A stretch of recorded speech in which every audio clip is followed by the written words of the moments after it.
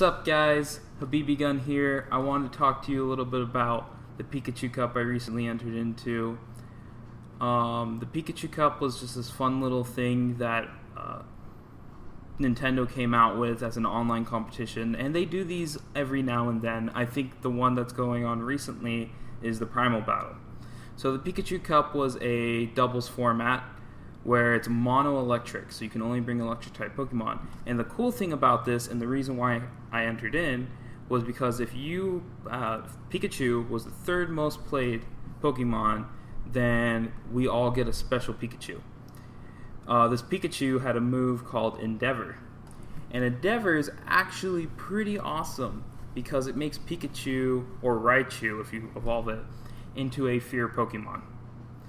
And I'll let you look up what Fear means, but Fear Pokemon use Endeavor with Focus Sash to let their HP go to 1, copy their HP over to another opponent, and then use a move like Feint, which Pikachu learns. And I don't know if there's another Fear Pokemon that learns Feint, but it's a priority move that goes through Protects. So if you get that Endeavor off and get them down to 1 health with you, once they pop your Focus Sash, then there's nothing you can really do to stop them other than switching from killing your Pokemon.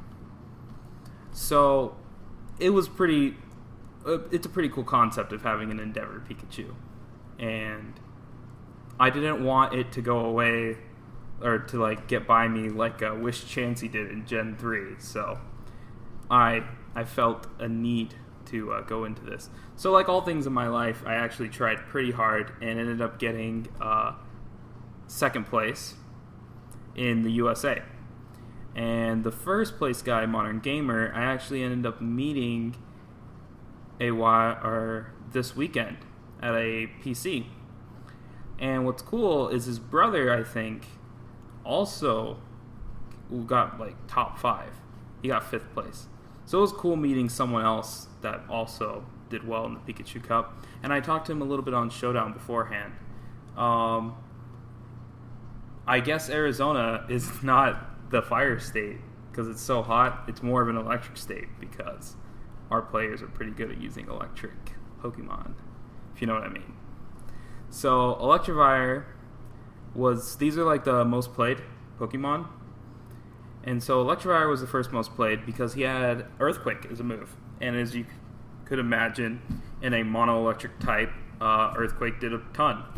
Especially, spread too. It was also spread and super effective against everyone. So, yeah.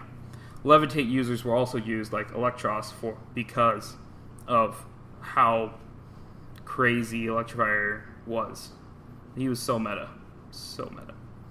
So Ampharos was the second most used because Ampharos was freaking tanky. Could tank an Earthquake and dish out damage, and it had pretty high damage. It was a Mega Ampharos too, with the sweet hairdo in the back. And Pikachu was the third most used, which means we got the Endeavor Pikachu, which I think is pretty awesome. I was highly doubting we would get it, to be honest, but the Pokemon community came through, and I contributed to that, so, awesome for getting the Pikachu. Electros was the 4th most used as a Levitate user, and he could go between attack and special attack. I'm not going to go too much into these bottom ones, but he was okay. I didn't like him. He's not on my team. Heliolisk as a spread user, pretty, literally just spammed Hyper Voice like Solvion. Manectric, I don't know why. I really don't know why he's so high up. I think that he was squishy, and he was fast, and had Snarl, but past that, the only other move he could use was Flamethrower, because you don't want to be using Electric-type against Electric-type Pokemon, so, yeah. I don't know why Electric's 6th. 7 was Lantern. Also, have no idea why, because he wasn't very he wasn't that much of an offensive pressure, and I don't have him on my team. 8th, Rotom-Mow, Grass to negate, Stunfisk and Lantern. so it was good against both of those.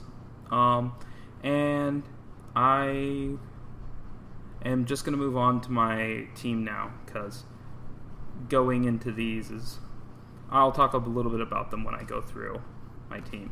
So Emolga was on my team, and he was in the top 13 of the used. So Emolga was the only Tailwind setter.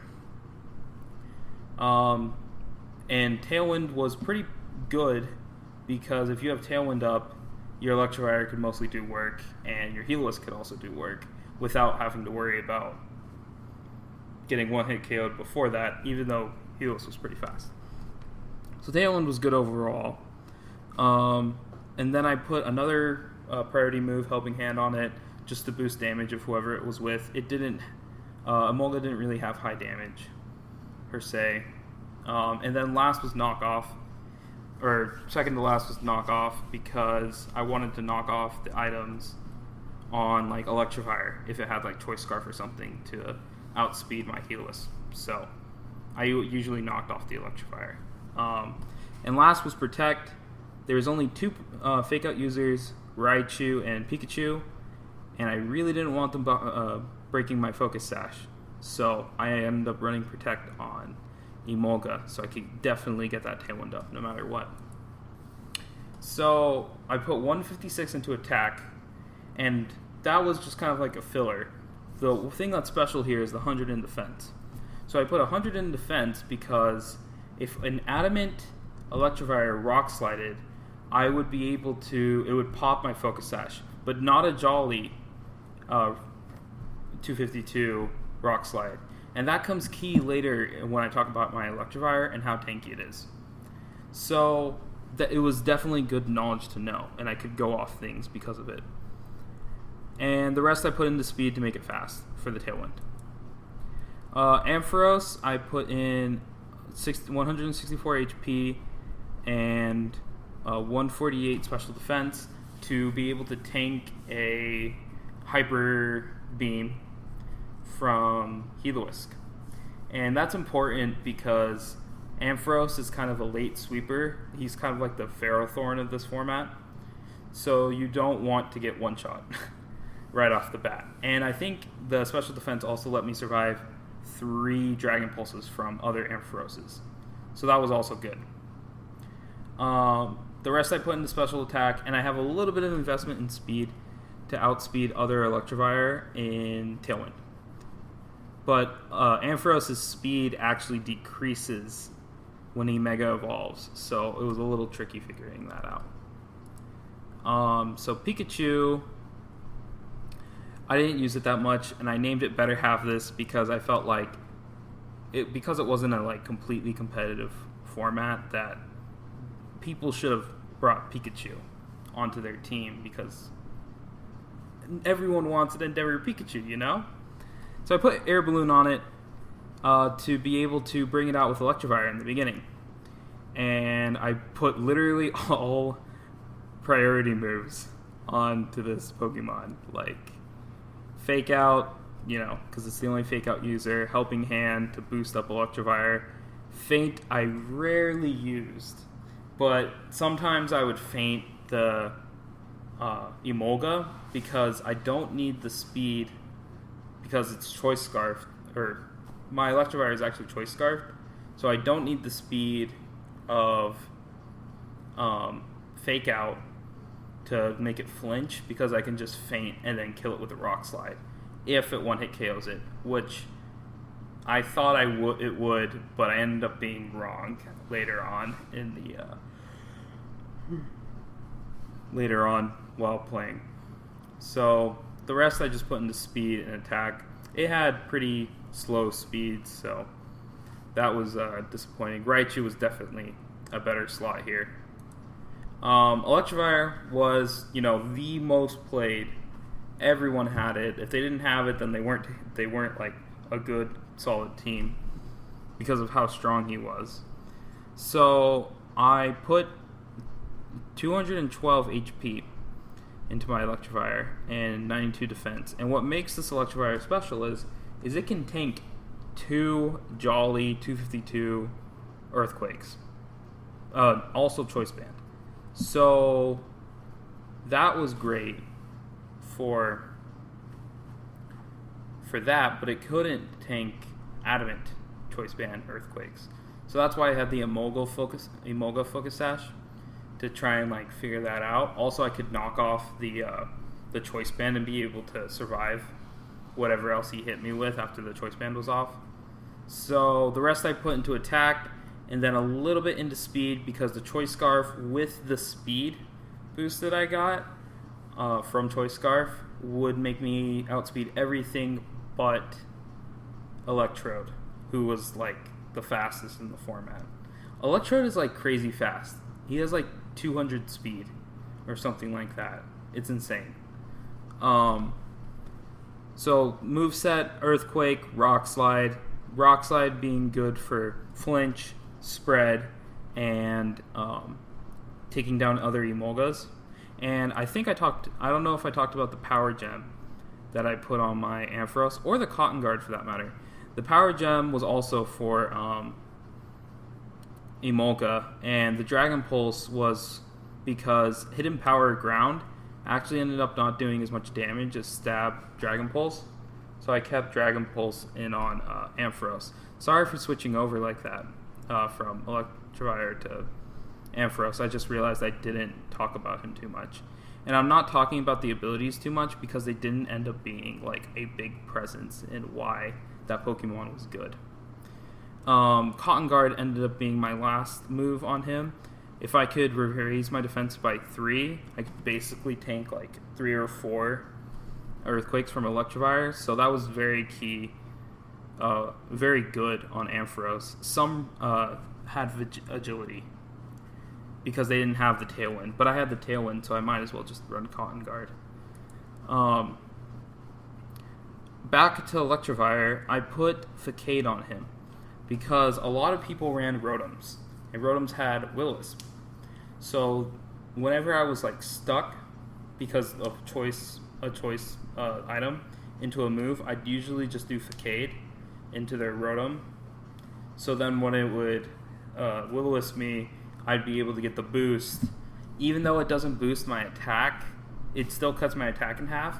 At least I get the boost on the move instead of using something like Rock Slide, which would do like basically no damage after that.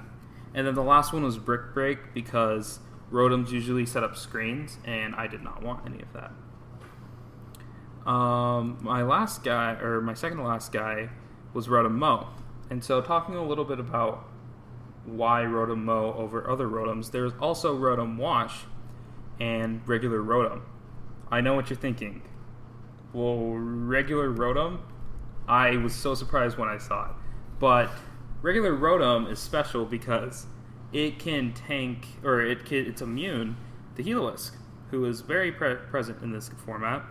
So you could it's immune to Heal-O-Wisp, and there was one other reason that I can't remember, but it made it okay. Because regular Rotom loses a lot of stats from a transformed Rotom.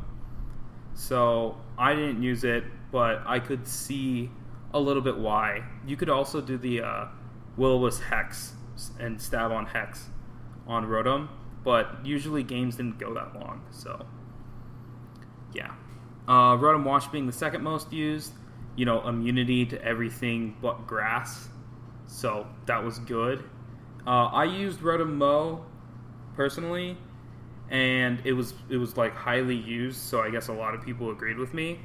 There was a few fire type users like Manectric had Flamethrower, and I think Zebstrika had Flame Charge, but I rarely ever saw Flame Charge. Oh, and Rotom Heat, so it could use Overheat on me. So Rotom Mow, if those guys weren't there, then he did a lot of work setting up Will-O-Wisps and Light Screens, and he had Levitate, which was a key ability in this format to survive Earthquakes from, or to be immune to Earthquakes from Electivire. And so I put Protect because Protect is awesome, and Leaf Storm. So looking back now, I might have not have put Citrus Berry on him, because Citrus Berry is a little bit of a... It's for something that's supposed to be out there for a long time, and considering Leaf Storm lowers your special attack, it's kind of hard to be out for a long time with it. So yeah, I might have not put Citrus Berry on there. I would have put maybe something else. So I have HP in 244, and that let me survive like most flamethrowers and like fire moves that weren't Rotom Heat. So that was key. I actually ended up not making the spread. My friend, who ended up having the exact same team as me, we worked on it together, made this spread, but the special attack let me one-shot Heliolisk with a Leaf Storm. And it's kind of crazy how much damage Rotom does. So past, one-shotting Heliolisk, it could also do big damage to Stunfisk and Lantern, which is key because nothing else really hurts them that much other than, Electivire, Earthquakes. So my last Pokemon here... Oh, and 28 speed, just a speed creep. My last Pokemon, named Mushu, after the Mulan character, because he's a lizard, was Heliolisk. And my friend, Ezreal Mechanics, that made the team with me, didn't like him, but I loved Heliolisk because it was literally like Sylveon. And like most Sylveons, I put choice specs on it. So, choice specs Hyper Voice did a ton of damage. And the rest of these moves here are a little bit situational. I put Dark Pulse because I need to hit like regular Rotoms every now and then. So that was good for that. I put Dragon Pulse for other Amphiroses. And Hyper Beam to one-shot like almost everything. Like, it was a really good move. I actually ended up using Hyper Beam a lot in games where I was stuck in a corner. And Heliolisk is pretty fast. I think he was like faster than most. He was faster than Electivire, and that's part of the reason why I put Choice Scarf on Electivire. So yeah, Heliolisk was fast. I made it faster than like the lower Pokemon before it, and then put the rest into like HP and some special defense. So that's cool. I think I put 20 special defense to survive a different... I don't know why I put 4 special defense, but I'm sure it was to survive like 3 Hyper Voices maybe, but I don't think it was that. I think it was more along the lines of like surviving maybe a Leaf Storm from other Rotom-Mo's, because Rotom-Mo didn't, like, it can one-shot, but like if it has a little bit of defense, it doesn't like completely destroy Heliolisk, but it does good damage. So yeah, that's my team. I hope you guys liked the analysis. This was my first video, so if you guys could tell me what I did right or wrong, I'd really appreciate that. If this video gets like 2,000 views, I will do I'll do an analysis on the team I made for Premier Challenge, and if I can figure out how to set up streaming on my DS, maybe show a few games from that Premier Challenge. I ended up getting 3rd place in that Premier Challenge, so that was pretty cool. Let me know what you think in the comments, like and subscribe, and I'll see you guys next time.